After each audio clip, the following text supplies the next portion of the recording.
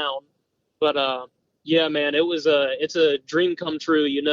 Everybody says if you like what you're doing, it's not a job, and like is an understatement for what I'm doing because it's been my whole life, and I've finally made it, I like to say. How often do you have these competitions?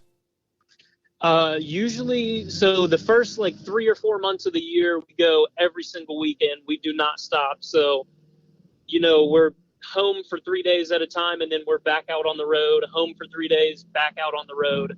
But during the summertime, it calms down just a little bit because we're not all fighting for points, and there's not as many tours going on. So we have 3 tours going right now, and we're kind of just spread out a little bit. Everybody has their summer jobs and hanging out with family and everything. So we're a little bit more laid back in summer, but whenever first quarter rolls around, it's head over heels. You better be going.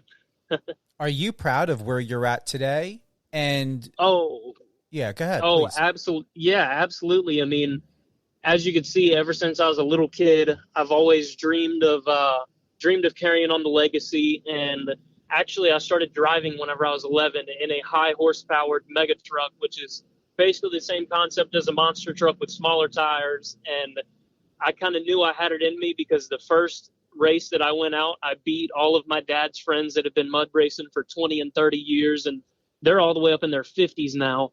And I went out there and absolutely smoked them, and it made my dad cry, it made me cry, and it made his friends cry too, but for a different reason.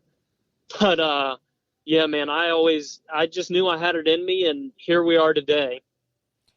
Will you have your children follow in the footsteps of what you're doing? Man, I'm a strong believer of I'm going to let them do what they want. If they want to drive monster trucks, come on, it's a fun job. If you want to be a doctor, you'll probably make more money than me, so go for it.